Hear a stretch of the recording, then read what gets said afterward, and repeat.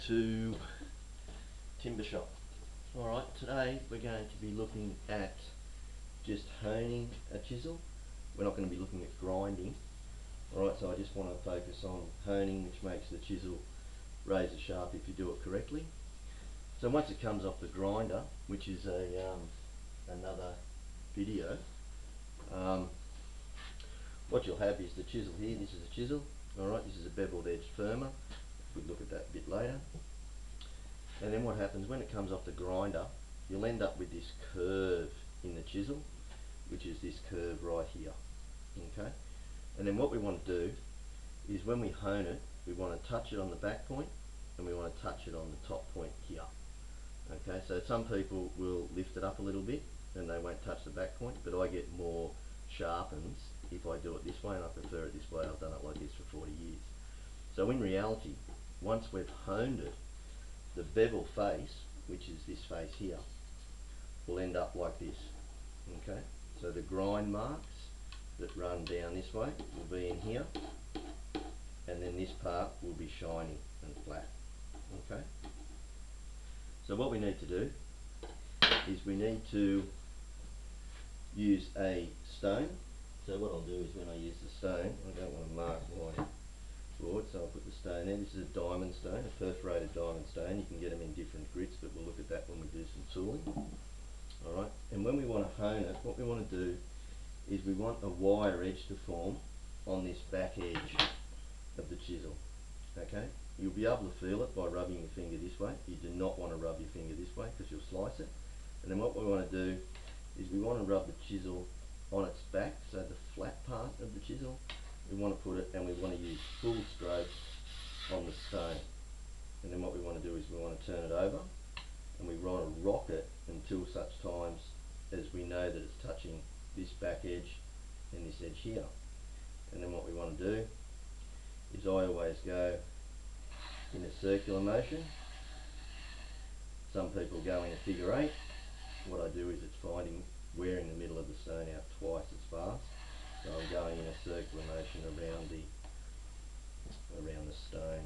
Okay, so I always grind it like this, and you'll end up, if you've just started, you'll end up with really sore hands up here because you've got to keep the chisel at the same bevel all the time when you do it. If you rock it up and backwards and forwards like this, all you're going to be doing is you're going to be rounding this part of the chisel, which is not good. You never ever lift the chisel up off the flat part of the back. You do if you're using a lathe chisel or something like that, but we're not. So it's always flat. Doesn't matter how much pressure you put on that back, it's always flat. So let's hone it down. So what we do is we get a bit of lubricant. I use kerosene because I find some people use water. This is a diamond stone. Some people use oil, but I prefer the kerosene. I find it clears the edge better.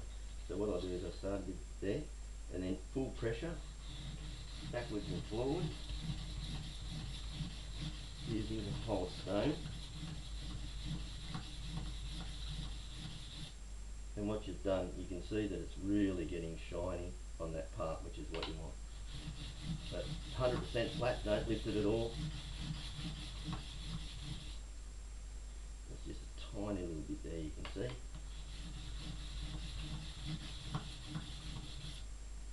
Which is close enough. Alright, now you can feel a tiny edge on there. As I say, don't run your finger that way. You can feel that little wire edge, this one here, just starting. What you want to do is you want to rock that wire edge backwards and forwards until there's no wire edge left.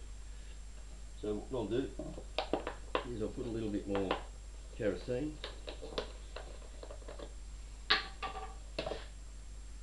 on this.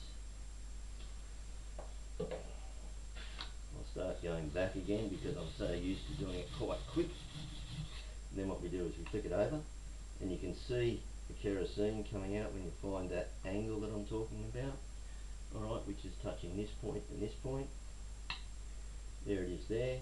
See, I'm holding the chisel, I'm holding the chisel like that. That's how I do it. Alright, and then what I'm going to do is I'm going to go in that circular motion. very hard, quite hard. Alright, then when you turn it over, you'll be able to see it starting to touch. I can already feel that edge there. Put it on again.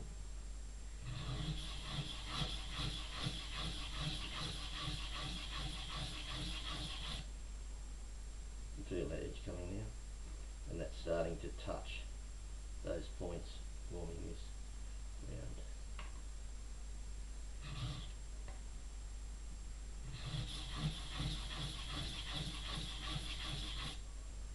Okay, so there that is there, touching the back and touching the front.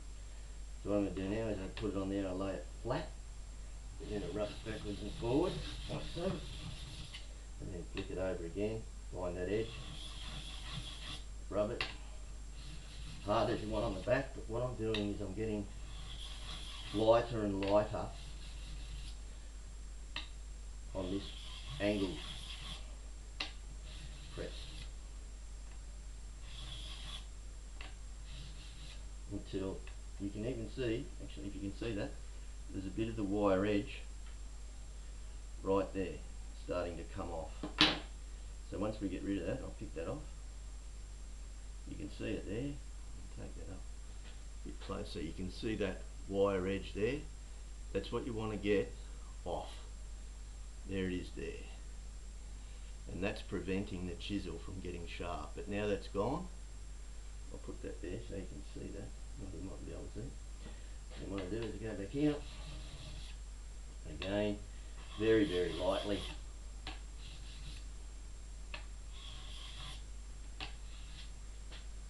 And then I'll run my finger straight up. Never run it this way, off this way, the thumb down that way, and I can feel the edge is gone.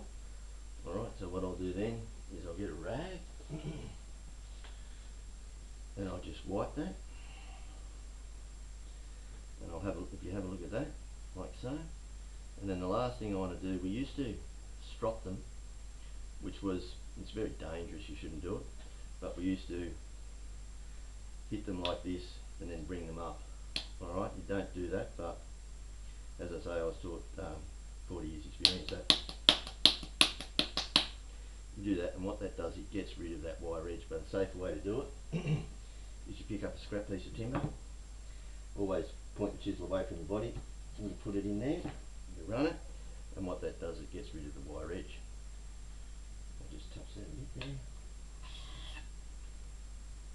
double check it, nice and beautiful. So by right, that should be able to shave that.